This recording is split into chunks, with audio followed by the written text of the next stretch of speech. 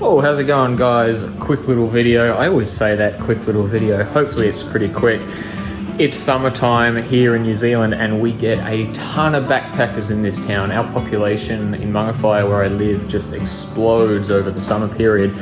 And of course, with that comes a lot of backpackers and holiday makers. The problem, but the good thing too about backpackers and holiday makers is they're only here for a short period of time. So they're the ones that constantly bring you boards in and say, hey, I'm only here for 4 days. Can you repair the board today? And usually there's a big queue of boards that they've kind of got to jump into. So I recently discovered a product which I know has helped me with that a lot.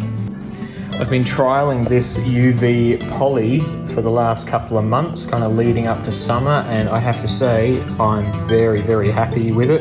It's definitely bang for your buck and has kind of made my life a lot easier when it comes to jobs like this. So I have skipped a step kind of with this one because I didn't think about making the video until I was just about to pour resin. But this person is holidaying up here. They leave on Friday. It is currently Sunday. And of course they want to surf while they're here. So they asked if I could get it repaired in time for them to enjoy the board, but of course before they go home in less than a week. So that's where this stuff is really coming into its own. So the thing I'm really enjoying about this UV resin is that it allows me to do these emergency repairs really quickly. And because it makes these boards jump ahead of the queue, and the owner of the board is so grateful to just get the board back, it means I can actually charge more for what is a pretty simple, easy and quick repair. Because I've kind of done them a favor by pushing them ahead of everybody else's board, but I can do it between the rotation of everybody else's board, so it's not costing me a whole lot of time. So this has been sanded with 120. The door to the workshop is currently closed to keep the UV light out, and we're pretty much going to follow the same steps. So we're going to do a pre-fill of just resin. With jobs like this where they're desperate to get the board back really quickly, my main focus is just structural integrity. We're not going to spend a whole bunch of time painting and doing all that stuff to make it look pretty. Now we're ready to open the door and get this board outside. Alright, let's go out.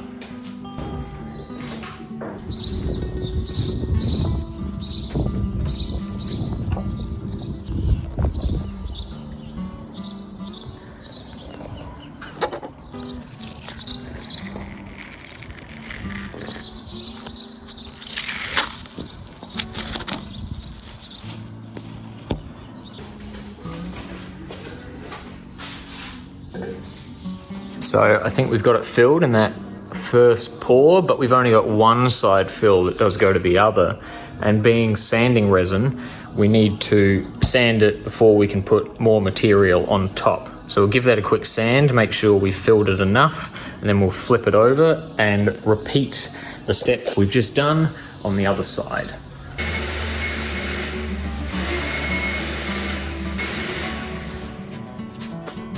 So in direct sunlight, this stuff seems to be gelling in just a few seconds.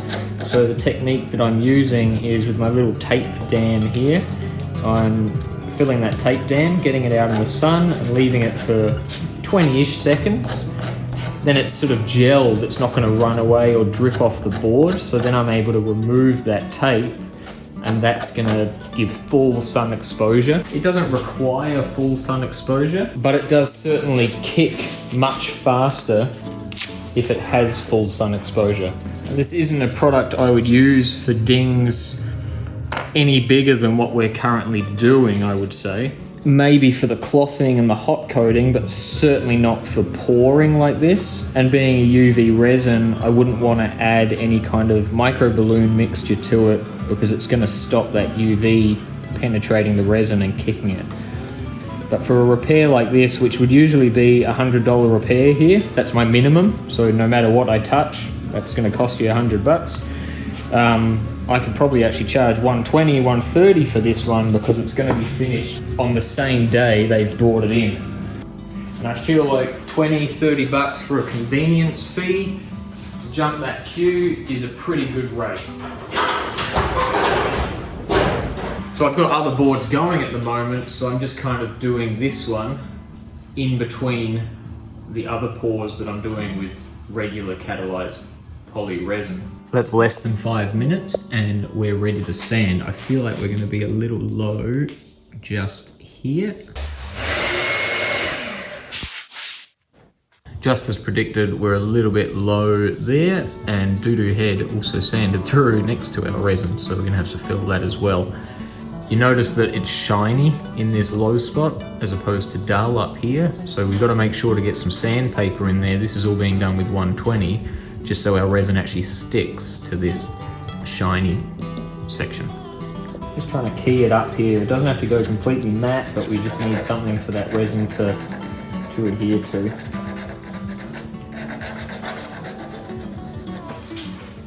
Okay, I will give the disclaimer that you should definitely wear a mask using this stuff. It's still poly resin, it still stinks to death. So the only reason I'm not wearing it currently is so you can hear me speak. Although it could be argued, if I just wore the mask, I wouldn't have had to say that to you.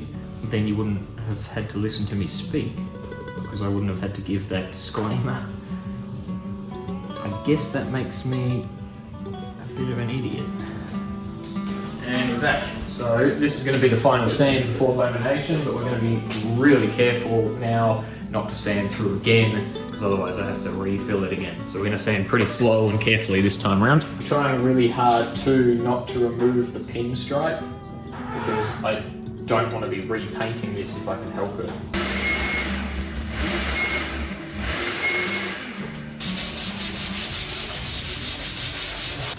So repairs like this are a little, I don't know, a little tricky. So I always tell people that when they're using a product like Solarez, it is a temporary repair. Although Solarez does have fibers cut into it, resin without cloth is not very strong. So Solarez is stronger than something like an Ocean and Earth solar product because it's just pure resin. But without the cloth patch like this, I always tell people it's still a temporary repair. A repair like this should last much longer because we are laminating it, so it's going to be stronger without a shadow of a doubt. But because we're kind of doing it in a hurry, and I don't want to do something like remove that pinstripe, it means I can't cloth a very large area. I'm limited to the area I'm working in. So if I was doing this as a regular job, someone who wasn't in such a rush and I just put it in the rotation, I would not be worried about removing that pinstripe. I could cloth a much bigger area like this, making sure that I cover everything that I've sanded up until this point. So if I've weakened anything around here, I'm gonna re-cloth it doesn't matter. So although I wouldn't call this a temporary repair per se, it's certainly not the ideal way to repair a board. It's ideal in the sense that she'll be back in the water real fast, tomorrow hopefully, but it may not last as long as a repair I would usually do. So we're going to use the brush to do this lamination. I just find it's a lot easier, and because the resin isn't going to kick until I move it outside, it's going to continue to run. So with the brush I can keep it on thinner and control it a little easier. So I'm just going to put a bit there and then we'll spread it around with the brush.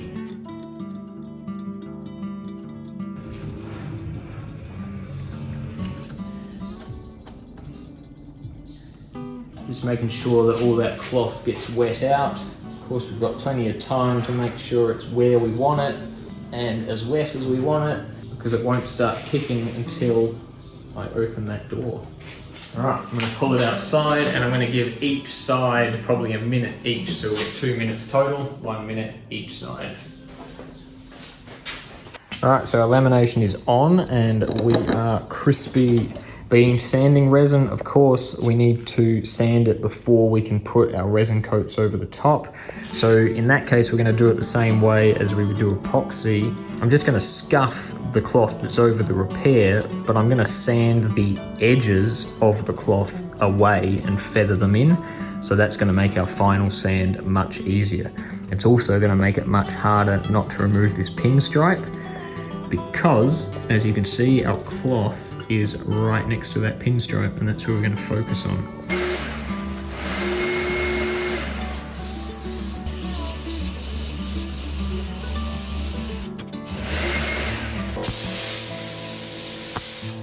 Alright, we have all those edges feathered down. So now we're just going to do our standard routine. We're going to do the top half, or actually it's the bottom half. Once that's done, we'll flip it over and hit the top half.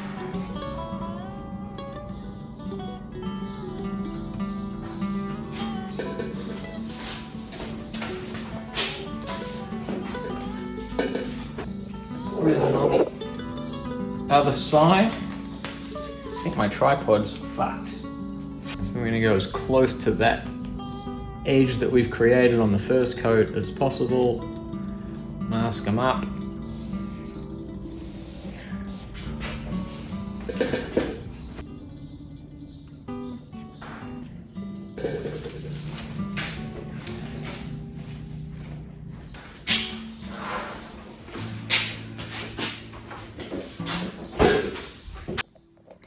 So all our resin's on. Because my resin edge is so close to what was my cloth edge before I sanded it, and the resin does go on quite thin with this UV stuff, I'm actually going to start this sand at 320 on the orbital, because I don't want to be weakening it by over sanding it.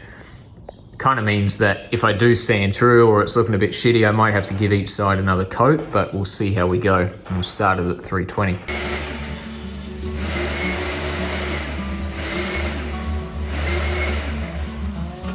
Give it a little hand scrub with the 320 as well. It's not ideal to start with 320 because all of our sanding up until this point has been with 120.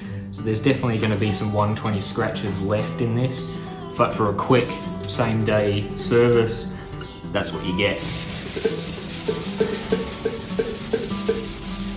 Now we're going to give it a quick scrub with some 400 wet, and I think that's going to be it. It's done.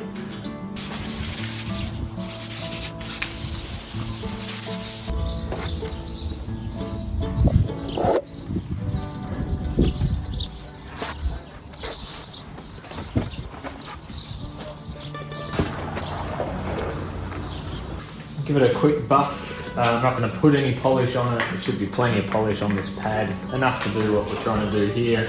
And then that's all she wrote.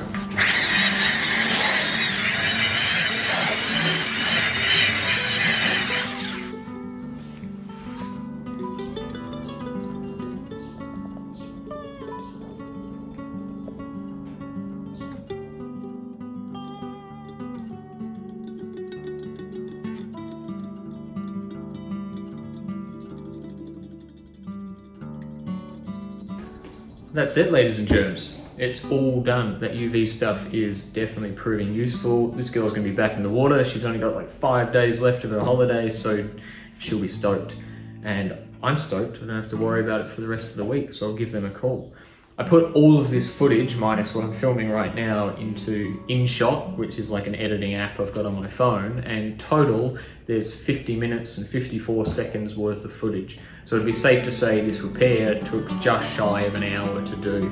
And while it's probably not a permanent, lifelong repair like I would claim my usual repairs are, I think that's gonna last quite a while if she looks after it and treats it the way we should be treating our surfboards. Full disclosure, this is the only pre-mixed UV cured poly resin I've ever used. Any work I've done with UV polys in the past, I've actually bought a UV catalyst, which is like a powder that you mix into just normal poly resin, uncatalyzed poly resin. Thank you once again, guys, for watching. I hope the beginning of 2024 is going well for you. I do have another video all edited, all filmed, ready to edit, so that won't be too far away either, but I thought this was an interesting little exercise. And let me know what you think about this video style, where I basically narrated and did the job all together as opposed to the voiceovers and all the rest. Hopefully the audio quality is alright, but we'll find out. Anyway, cheers again for watching, and we'll see you in the next one. Choo-hoo!